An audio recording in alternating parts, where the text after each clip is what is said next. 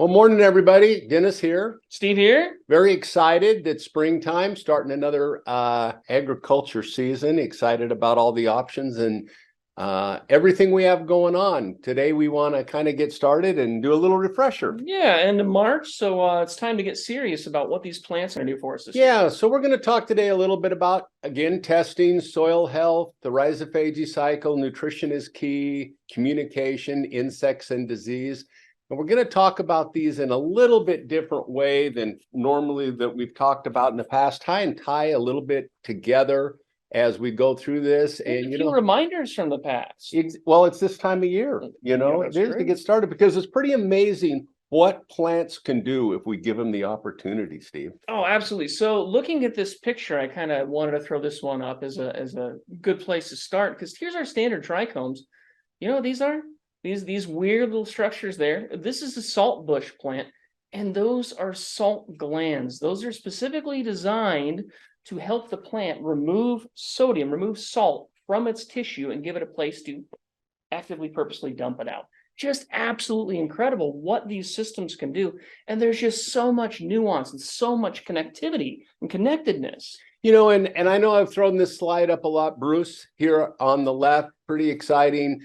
He talked a long time ago about everything in the universe is connected to everything else.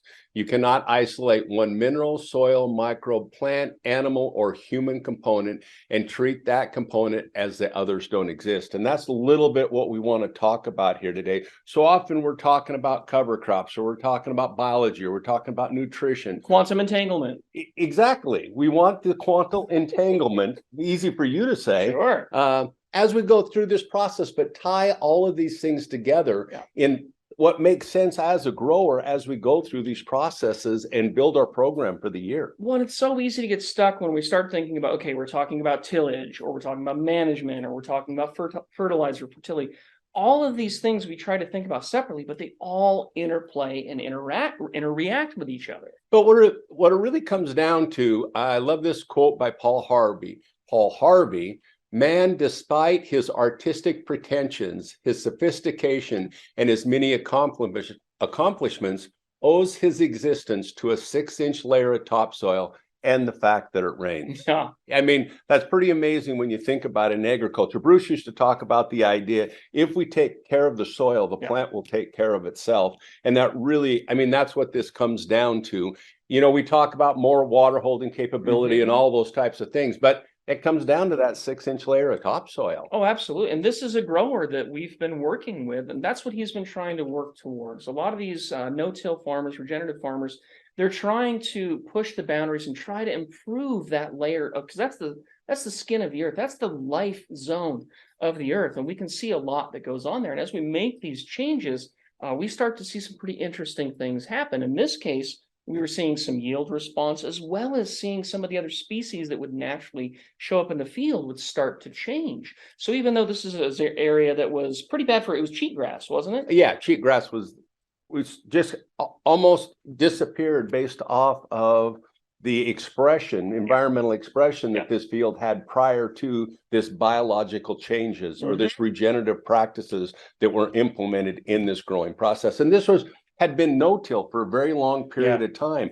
But again, it's that connectedness. We had the no-till, we had one part of the puzzle, but we didn't have the whole puzzle to put everything together. Yeah, we're stacking these improvements on top of each other, and we see a great benefit. But we have to pay attention to, like we've already been saying, the interconnect. We have to pay attention to a lot of different factors, don't we? Yeah, and so when we start to talk about that 6-inch layer of topsoil, Bruce talked about plants, crops, animals, and people are all dependent on a favorable combination of 5 environmental factors: light, heat, air, nutrient, and water. And with the exception of light, soil actually can supply each of these factors, but only when they're supplied in the right combination is optimum health and growth obtained.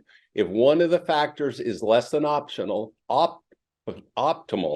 we will limit the health and growth of that crop, or in that case, even the soil environment, building soil health.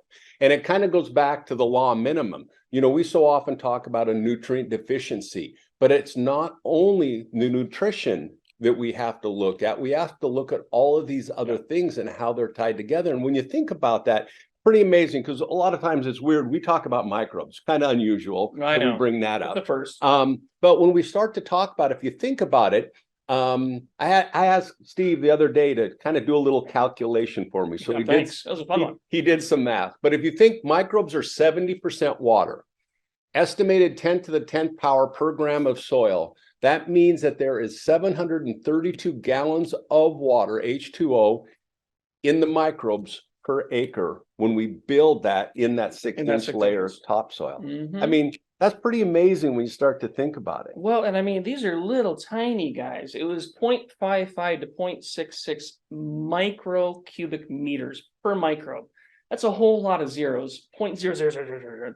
They're tiny, but when we have that many of them, it's kind of like 1 or 2 grains of sand doesn't mean much, but you throw a few trillion of them together, you got a beach. Well, and this is just the microbes. Yes. I mean, think about everything else. Fungi, the nematodes, the beneficial microarthropods, all of these different things. When we start to build this together, it's pretty significant, especially when we start to talk about overall crop health and soil health. So how do you define soil health, Dennis? What do you look at? Well, you know, this is kind of my definition: a continued capacity of the soil to function as a living ecosystem that sustains plants, animals, and humans, nutrient cycling, water infiltration, filter and buffering, carbon, which we all talk about a lot. Oh, yeah. But the big thing I talk about is habitat for biodiversity. And this picture here, I mean, this is kind of my habitat. I love to fly fish.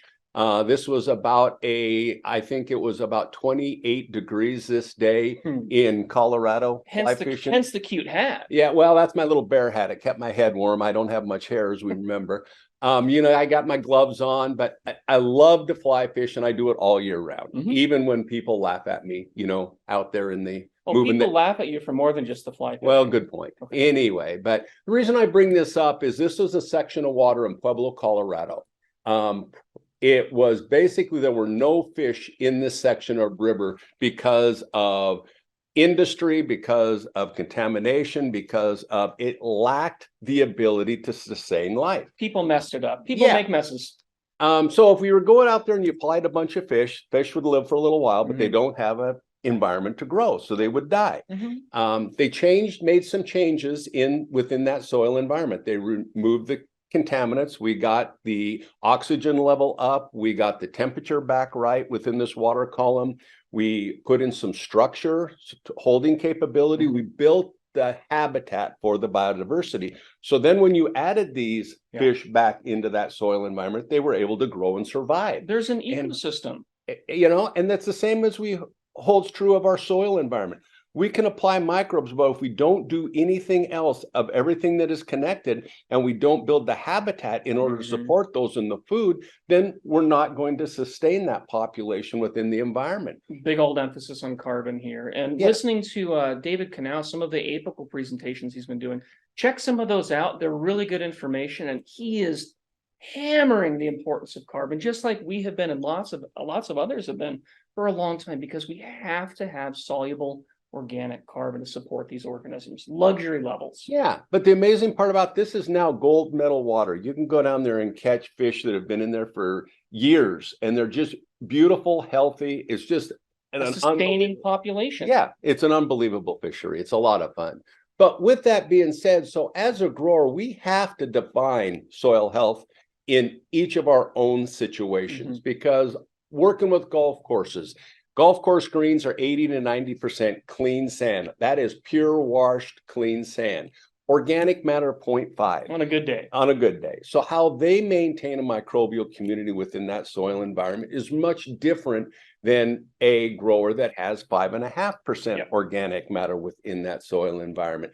And the same holds true as we look at the picture up here. It's sagebrush. Obviously, his definition of soil health is not going to be the same as the definition for this wheat farmer down in Kansas. Well, your starting point it is different. It's different. And so that's why, you know, maybe your definition might be the same, but how you care for that and build that within that environment is going to greatly change as you move down that regenerative pathway. Different road, different path. Yeah. But, you know, I kind of bring this up because this picture here of the sagebrush, you can see that there's a little bit of a cleared area there. This was a grower in Redlands Mesa, Colorado. And when he first started, when he bought this place, he was a retired firefighter. He was conventional. He was going down that conventional pathway, and he realized that it was not working. Mm-hmm. So he loves to research, he loves to read, very intelligent individual. And he started to build this 15 years ago, all based off the information that he could gather. Mm-hmm. And he decided that this conventional program was not the way to go. He had to build his organic matter in order to sustain biodiversity within that soil environment. Well, he started off with with sagebrush. So when he started, he had 0.5% organic matter. It's now up to 4.4 organic matter within that field. I mean, he noticed he always tests his hay. He's got clients that come back year after year after year and buy everything he produces. But when he started out, he had crude protein from 9 to 10. He has that now up as high as 21.5. His relative feed value, 145 to 165 based off of environment. Mm-hmm. Now 202 is pretty standard for him. Total digestibles, 45 up to 78. And the total digestibles and the relative food value are the highest he's ever shown. And he's, environment, a lot of times, as we say, nature plays a big part of that, as Bruce talked about. All of these have to be just right in order to reach this expression based on the plant's genetic potential.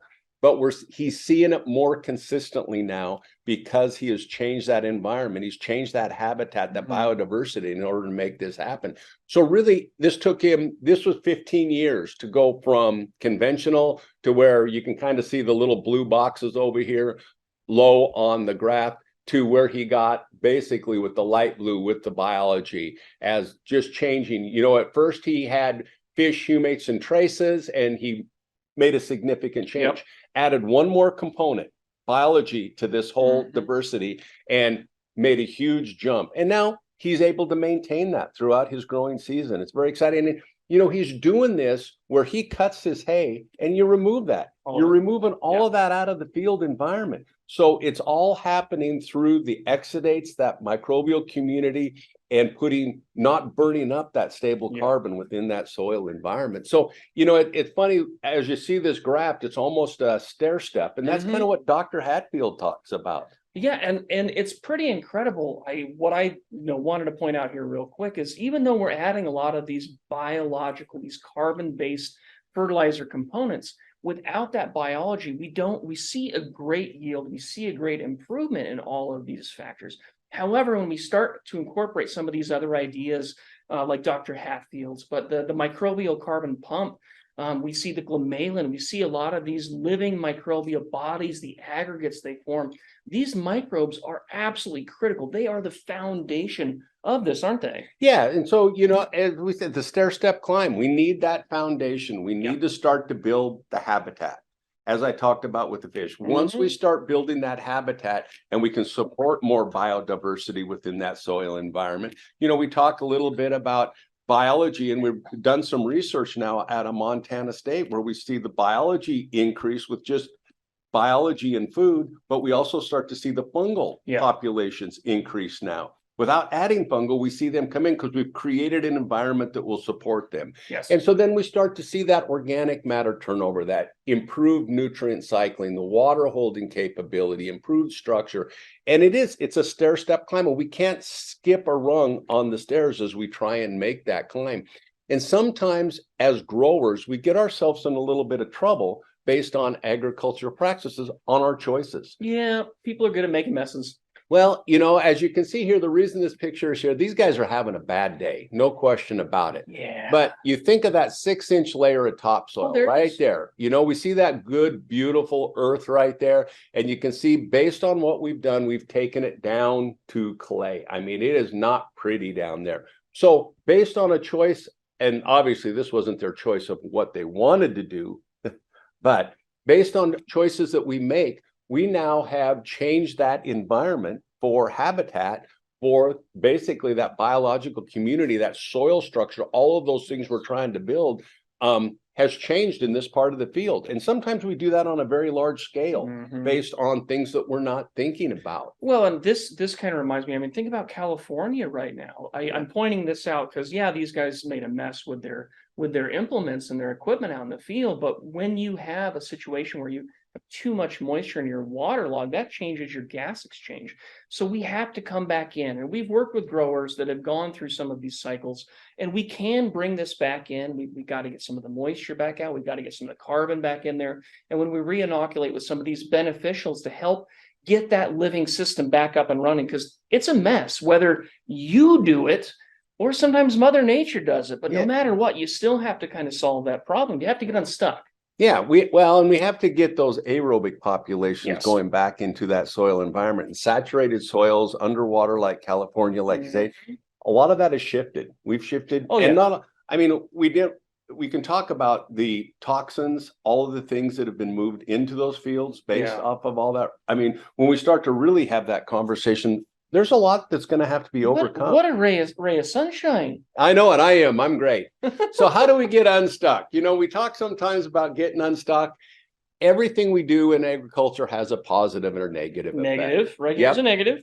And, you know, we talk about fertilizers, we talk about crops, crop rotation, cover crops, compost, manures, tillage, fertilizer, bare ground. So these are all things that we know and that we understand, that we have to take a look at as the bigger picture. But sometimes it can just be, you know, I guess making a bad decision, peer pressure. Sometimes this is the way it's been done. Well, my neighbor did it this way. He's out there plowing. I better be out there plowing. Yeah, Steve, you want to lick a pole in freezing weather? Sure. Sounds like fun. So we have to make these decisions. A lot of times it might be someone makes a recommendation without all the information for an application of something that may be a bad choice for the grower. And so that's a lot of times where we go into the idea, and we say it all the time, that we need to test. We don't want to guess when it comes to agriculture and making our choices. Well, and any of these that you have listed could be a positive or be a negative. It's hard to find the positive and sides, but sometimes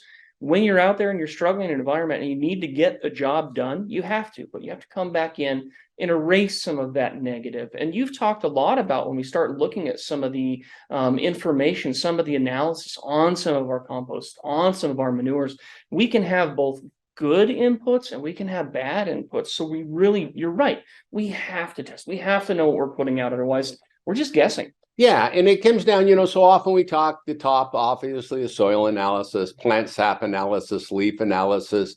You know, we all talk about those. We all understand that we need to utilize those. You know, I'm going a little bit more away from basically just a leaf analysis, you know, going more into the plant sap and the leaf extract. They give us a little bit more information. We'll talk about that. Yeah, a little bit more later as we go on here. But we also have to look at our water. You know, so often we look at our irrigation water when we start to talk about where's our sodium coming from, where's our pH coming from, all of these types of things. Where are our bicarbonate levels when we start to talk about applying foliar nutrition? And when we start to talk about that, the products that we put into our foliar nutrition, a lot of times we put a lot of expense into those foliars with an expected plant response, and we don't see a plant response. And sometimes we blame the product rather than the application or what we tank mixed it in, and it's not as efficient. So I'm telling all growers, we need to add that water to our profile of testing so that we have an understanding, especially when it comes to our field applied and making decisions based on nutrition, but also our foliar applied products.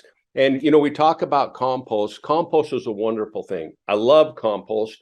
But we have to have an understanding of what that compost is. And to give you an idea, I was talking to a corn grower the other day that was going to apply 6 tons of compost per acre to his organic corn. And we got the compost analysis on it. And one of the analysis that we got, we ended up getting 4 different ones, but one of them, if we would have put out 6 tons of compost, we would have been putting out 98 pounds of sodium per acre to the field. And he already had high sodium levels, and probably because of compost applications over the years. So having that information, there was another compost that was much lower, which was perfect.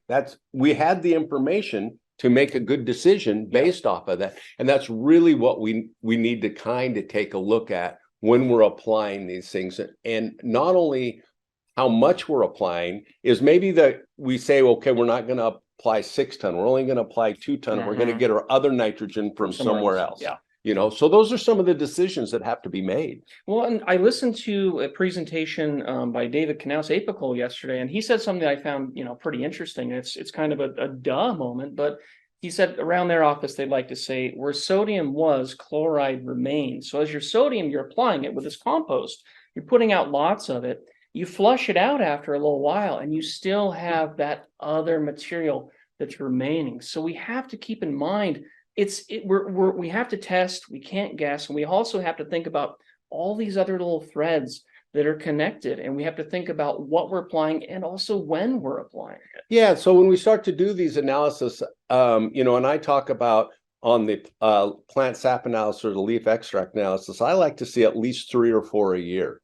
And part of that is because if we take one in the springtime and we say, well, we know what our deficiencies are, that's what we're doing. Well, the plant changes. The nutritional need of that plant changes throughout that growing season. And I mean, this is kind of a simple graph that we see up here that early on, we need a little bit of nitrogen. We need phosphorus, obviously.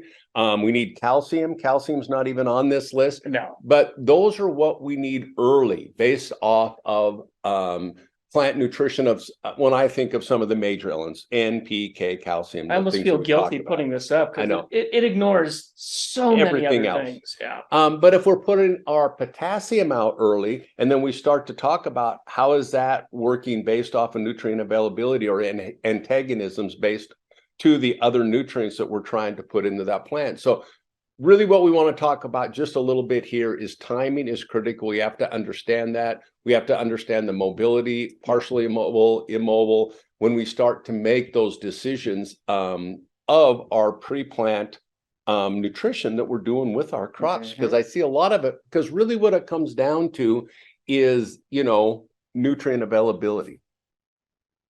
So as we start to talk about that, excesses create a bigger problem than deficiencies, but this is kind of the law of minimum. And we talk about, well, whatever our deficiency is going to cause the greater problem. But Bruce used to talk about that. This principle is called the law of minima, but it can be stated more simply as follows. The level of production and health can be no greater than that allowed by the most limited of essential growth factors. In other words, we can have perfect conditions of light, air, water, temperature, but if the soil deficiency, for an example, manganese, we cannot create optimum health.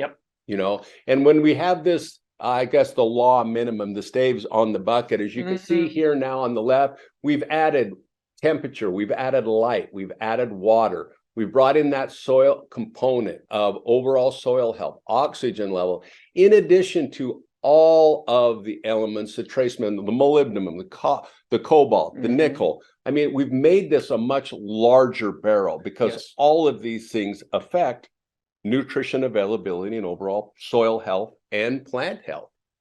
And Bruce liked to refer to, I always say, and this is kind of what I've been talking about for a long time now, because basically this was one of the things that Bruce taught to me, is the level of production and health of a plant can be no greater than the deficiency caused by an excess. And that was it. Caused by an excess. Yes. Yeah. So any one of the combinations of these elements. So if we start to think about that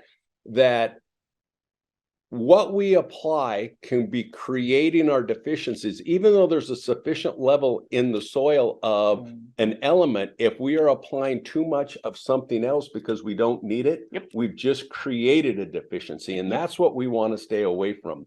So often the deficiencies, as I always say, are easy. If we see there's a deficiency there, we can add a little bit in order to. But weekly. Yes. But when we have excesses and we create building on those excesses within that soil environment, now we have to bring everything up to the exact same level.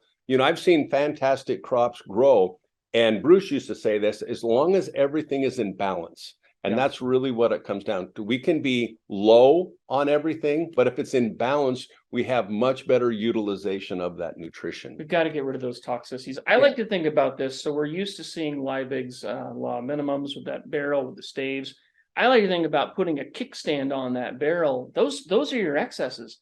you're tilting that barrel, causing more of that yield potential to leak out. And we can cause a lot of that yield potential to be lost. And sometimes we can do it with things that we normally would think of as, well, this is good. This is what I need, right?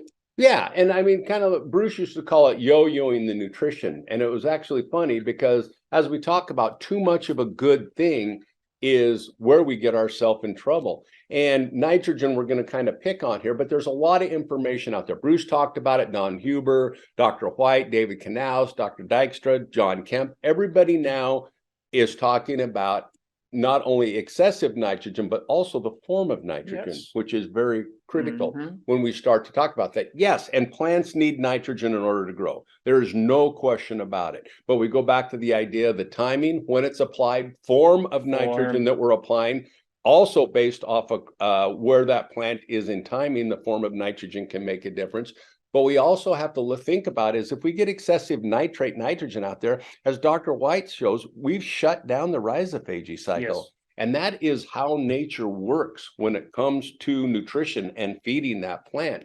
So we kind of have to take a look at this because really these excesses, as Bruce said, and as we see here, this is really what brings in our insects and disease, let alone loss of yield. Oh, absolutely. Francis Chaboso's book talks about that quite a bit. Dr. Dykstra is talking about that more and more. There's some incredible information out there trying to highlight, well, it's not a guess. It's not a question. It's not a, whoops, I don't know why these insects are there. They're there for a reason. They're there because of something, whether it's an excess, deficiency, usually excess is what we're seeing. Toxicities, we're seeing toxicities all over the place. Yeah, because when we start to look at these elements in excess, and we're just as kind of a reminder, yep, sodium, as we start to talk about potassium and calcium is a big one that we talk about, we can't get into the plant. Well, if we have sodium issues, we can't get calcium in the plant. If we have potassium issues, we can't get calcium in the plant. If we have magnesium issues, we can't get calcium in the plant. It's harder to get calcium in the plant.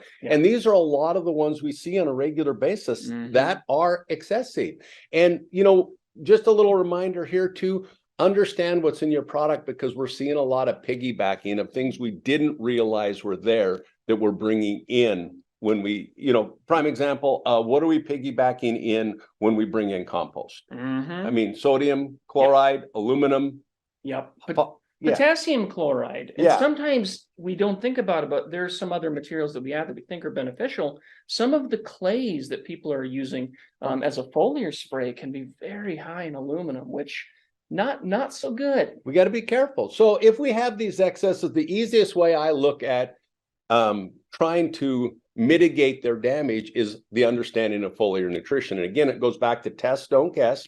We have the information. We can go out there and put a foliar application on the field and make an immediate response, especially when we start to talk about the times, California, for example, when we have these roots that aren't functioning because of excess water, basically saturated soils within that soil environment. When we talk about Kansas, for an example, right now, the drought scenario that's going on in Kansas, we're not going to get any nutrition up through those roots because we have no moisture. So a foliar application a lot of times can help alleviate that stress. But we have to also be careful when we talk about, especially when we're talking about foliar applications on stress plant. That's a very delicate balance that we have to follow. Be careful. Yeah. So, you know, anytime when we have these excesses, we can use this foliar nutrient.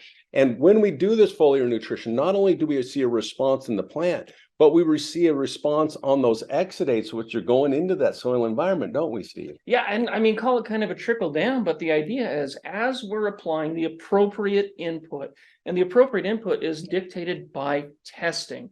When we know what nutrients the plant needs, and when we've started to remove those excesses, a lot of the first things that we can do when we work with growers and we start implementing some of these testing protocols is let's pull back on a lot of these things. The plant is showing us we have plenty. So when we start doing that and we start making that nutrition balanced for the plant, we increase photosynthesis. As we increase photosynthesis, we increase the amount of carbon that's fixed. As we increase the amount of carbon that's fixed, we increase the amount of exudate. So it seemed strange, but by doing a foliar, we can dramatically change what's happening in the soil. And remember, it's stimulating that microbial life that's making nutrition available.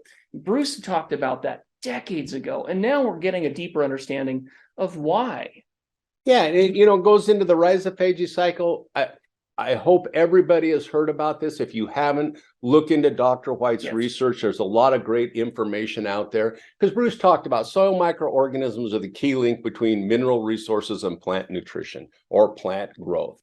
And really it comes down to that, because these microorganisms, these beneficial bacteria and fungi that are down into this soil environment are basically, as you just said, are being coaxed in by the plant. Sure. They go in through the meristem into the plant. They're bombarded with reactive oxygens. They then become leaky. All of that nutrition that's in that microbe, whether it's a phosphate solubilizer, potassium mobilizer, whatever is in their bodies. And a little bit of water. And a little bit of water is now sucked out. They're basically wrung out, spit back out through those root hairs to do the whole process over again. I mean, this is how nature works. This is how nature is intended to do it. And if we get out of nature's way, sometimes she can do it very efficiently. So it's almost like a needle, though it's injection and syringes, squirting those guys back out into that soil environment. Yeah, I mean, you've seen that when you squirt that and they go, it's plant poop. This is your plant pooping those microbes back in so they can get back out there and do some mining on purpose. But it doesn't stop there. The kind of cool part about Dr. White's research is he's also saying these microprotoplasts are replicated within the root cell, so that many clones of the internalized microbe are now spit back into that soil environment. So now they bring in some of these phosphate solubilizers, they get in that phosphate, and they're saying, you know what, I need more phosphorus. I'm going to get these guys and I'm going to spit 6 of them out there rather than 1. So we're cloning them inside that environment. And then as we do that, we're creating root hairs on the plant, because that's how we put them, like that syringe, into that environment. And this research is showing that root hairs are specifically there in order to inject or to spit back out these organisms into the soil environment. Oh yeah. So we look down here on the right and we kind of see this little we call it the roster roots, the dreadlocks, but we're also not only seeing that, but we're seeing all these fine root hairs within that soil environment. And it's kind of exciting. I was in Europe quite a few years ago, and I think it was over 10 or 12 years ago now. And when I saw it made me think of this, because I saw the map of Europe for the rail system. This is how basically cargo gets transported around Europe. And it kind of reminded me of agriculture roots in some way of what we're used to seeing based off of the old system, the old thinking, we'll call it. But there wasn't, if you wanted something in France and you were using that cargo system, you had very limited ways of getting it. You have one line that goes down through there in order to get that nutrition. And then you start to look at the commuter train system, and basically anything you want within that, basically in entire Europe, it's available to you. And that's kind of what we're seeing with these roots. When we start to talk about the building of soil health, the nutrient availability, water extraction within that, the enhancing microbial diversity throughout that entire profile, with more roots, we're basically occupying more of that soil environment, more of that top 6 inches layer. And not only are we getting the nutrition better, but we're building soil health much faster by having that environment that way. Well, like we saw that sagebrush ground that's being converted into productive soil, 0.5% organic matter to 4.5% organic matter. We see some of these changes. So I like to think about these, I have to come up with an analogy for things. So the roots themselves are like these large trains that are carrying cargo. And then we get into the root hairs, think about these like the commuter trains. But if I want food, if I want a salad, if I want a steak, if I want something like that, it's those microbes. Those are the grub hub. Those are the individuals that are going out and gathering it from the environment. So literally carry it back to the plant. So they are the ones that are getting that nutrition into that plant, and it's purposeful. It is purposeful, and it kind of goes down to the idea, we've said this, that all that nutrition is in that soil environment. It's a reservoir. And it's a reservoir, and the microbes need everything that's in that soil, and so does the plant. And so we have those microbe bodies based on the rhizophagy cycle. They're giving that plant what it needs. And, it's kind of how everything is connected when we start to talk about the things that basically humans, the soil, plant, all need, all want. Oh, yeah. We need all of these things. And so when we start to think about that based off of nutrition, as long as we have this 6-inch layer of topsoil functioning as designed, that nutrition is flowing through the entire system. It kind of goes over here up on the right is, if I am hungry and I want a steak or a salad, like we were talking about, and you're stuck on one, and I'm stuck on one of those, it's like going to a 7-Eleven. I'm going to walk in there and want a steak, and I'm going to come out with a hot dog. You're going to get what they have. Well, that is a steak, kind of. A hot dog, you get all beef. But that's kind of what our conventional method of nutrition is we're force feeding that plant junk food, something that it may not want or need. As we see over here on the left, this is more of what I call the biological system. Regenerative. It's regenerative practices is making everything available to the plant in a state that the plant can use it. And, as we talk about it, as we were talking about before, is that information that is being processed by that plant, putting those microbe community back into that soil environment, cloning them. And, it's almost like there's a communication that goes on there. Well, yeah, you mentioned those clones, and the plant purposefully is. So through the rhizophagy, the plant is spitting out different exudates. So here's a picture, an example we talked about before. Plant spitting out malic acid. The malic acid it literally recruits in Bacillus subtilis to help attract the Bacillus subtilis towards the plant. And we know that it goes in through the meristem, but as we look along this root, we see all these Bacillus subtilis around those root hairs. That's because the plant is communicating a need. It's using its exudates to tell those organisms in the soil, hey, this is what's going on. I'm under threat. And the communication goes the other way as well. These bacteria that are down in the soil, if they're out in the environment and they sense there's starting to be a lack of moisture, they can communicate that by using phytohormones as well as volatile organic compounds to tell the plant, hey, this is what's going on. So that plant takes in those organisms it wants, like phosphate solubilizers or nitrogen fixers. It's going to take those and it's going to replicate them, like Dennis was talking about. It's going to clone them. It's going to spit them back out so it can extract more nutrients from that soil, because it's all about energy. Yeah, and Bruce talked about this. This is the plant tissue pH equals energy. And the amazing part about that, this is accurate and simple, basically method of determining the following. If you are breaking down carbohydrates right for proper growth, if you have a risk of insect or disease damage, if your crop is in balance. And a lot of times when we start to look at the tissue pH, as you can see up here in the chart, if we get into a high tissue pH, we're a very high percentage of insect attack on that plant. If we have a low tissue pH, we start to see we're a very high percentage of disease attack. And one of the things that we think about is all of this can be manipulated by the nutrition that we're applying on that plant. So the nutrition that we give that plant is not only creating an imbalance or a deficiency, but it also can be creating a pH imbalance within that plant, which is, kind of amazing when we start to talk about of how all of this stuff is connected. And, Dr. Dijkster's talking about this, and Bruce did a little bit also based off the bricks and basically your bricks levels. Speaking of energy, because when we start to talk about balanced nutrition, I mean, really the bricks dissolve sugars, but it really comes down to solids, and it really comes down to overall plant health of what's inside that efficiency. Yep. And so when we say we have a low bricks, we're very susceptible to attack by a plant, just like when we get a high tissue pH or a low tissue pH. But when we get that bricks level up, then we start to see the susceptibility to insects and disease starts to go away. And so, you know, we love the tissue pH, we love the bricks. Once you have that information, you can say, you know what, I might be under attack, but it really comes down to that plant sap analysis or that information to let me know, okay, now I know I have an issue. I'm susceptible. What am I going to apply? What am I going to feed here based off of my foliar nutrition? What's the actual need of the plant? How am I going to correct this? And this was some stuff we were doing on spring wheat last year. And you can see the right side is 2.5 pounds of nitrogen and the left side is 38 pounds of nitrogen. Last year was kind of a cool, wet spring.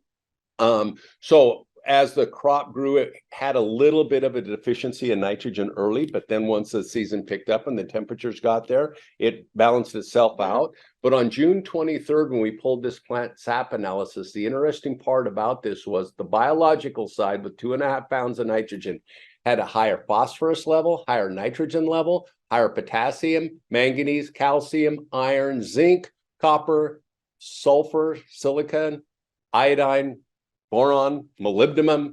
I mean, well, and when they got a microscope to look at the leaves, there was a kitchen sink in there too. It had everything, including the kitchen sink. It was all there. Two things that weren't higher on this plant sap on June 23rd was aluminum and chloride. They were higher in the conventional program. So yeah, we lost a couple there. Now, is that a good thing? That's a very good thing. Yeah. So if we let this biological system and we pay attention to these and we do the right foliar applications is really what it comes down, because they're all tied together. Mother Nature doesn't always play fair. We don't always have the right environmental conditions with air, water, or basically water and temperature is the things that she kind of really messes with us on. So the nutrition is really important for us to manage so we can get as many of these factors in balance as we possibly can. Because really comes down to, as I've said before, you have to earn the right to have insect and disease-free crops. You know, we get calls all the time of, I have insects, I have disease. What do I do? And it really comes down to pest and disease do not arise because of a deficiency of pesticides in our environment. They are a symptom of poorly nourished soils and crops. And we say soils and crops because they're not only nourished based off of everything's interconnected, but how everything is interconnected. And Bruce said this back in 1989. This information has been around. It's just incredible. And we wanted to kind of pay a little homage and a reminder of some of these things that he's talked about in the past, because it really is incredible, all of these interconnections that we see and all of these different concepts that, they seem separate. Oh, yeah, how can this apply to that? But they do. They're all going to play in interaction, whether I'm doing a foliar and I'm doing the foliar, try to increase the soil microbes. So the soil microbes can increase the nutrition to feed the plant. It's this massive cycle. And I think about kind of each of these threads, all of these individual topics we're talking about, they're creating the tapestry of life as we weave them all together, that interconnection. Ooh, that was pretty cheesy. I call it a symphony. Okay. It's a symphony. We have to have every piece there, everything working together, and how we manage that and how we conduct it dictates the outcome. Yeah, otherwise, it sounds like you and I singing. Yeah, this is not good. Don't be here on a birthday week. No, it's pretty bad. We're not even kidding. Well, let's go to questions. I think with that, thank you everybody for joining.